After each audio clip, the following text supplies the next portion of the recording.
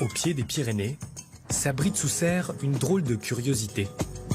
Encore de la papaye au mois de février, c'est pas mal.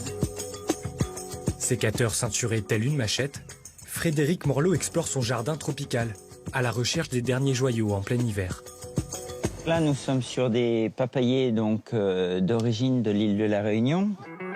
De la Réunion, ce paysagiste a ramené une idée inédite en métropole. Faire pousser des fruits et légumes, jusque-là importés. Du piment, de la canne à sucre, jusqu'aux fruits du dragon ou pitaya, ces denrées lointaines sont désormais estampillées Languedoc. Là, ce sont les pitayas donc blancs, hein, d'accord.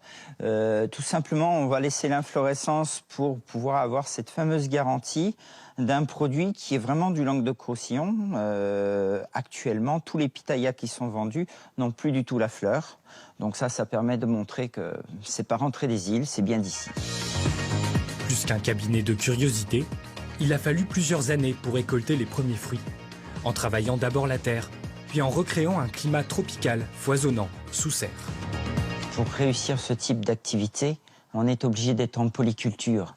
L'association de différentes variétés de plantes va faire en sorte qu'il y ait moins de stress sur le végétal. On va se retrouver aussi bien avec du curcuma, qui est lié avec du bananier, qui est lié avec du goyavier. On a un ensemble de cultures avec une cohérence qu'on peut retrouver sur l'île de la Réunion. L'île de la Réunion, Frédéric et Linda en sont tombés amoureux au gré de leur voyage. Là, c'est vraiment les gousses de vanille. Passionnés, ils souhaitaient en retrouver une petite partie chez eux, sans prendre l'avion.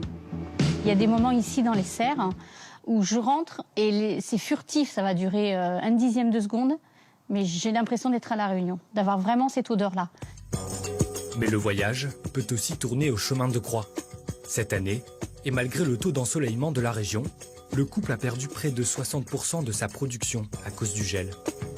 Le gel vraiment fait beaucoup de dégâts. Le gel va quelquefois détruire directement le bananier en lui-même, pas la souche, donc ça va repartir au printemps. S'il fallait s'imaginer faire la même chose sans ces infrastructures à l'extérieur, c'est impossible. Il faut complètement oublier. Installé en bio, impossible pour le maraîcher de faire pousser ses fruits et légumes sous serre chauffée artificiellement. Pour autant, et malgré les dégâts du gel, Frédéric reste droit dans sa démarche. Le but aujourd'hui, c'est d'être raisonné et d'être raisonnable. Et si on veut arriver à cet objectif-là, il va falloir se donner les moyens de pouvoir cultiver en respectant notre environnement, les sols et l'ensemble des facteurs de l'écosystème qui nous entoure. Les fruits récoltés, Frédéric les vend dans les commerces alentours, ainsi qu'à des restaurateurs étoilés de la région.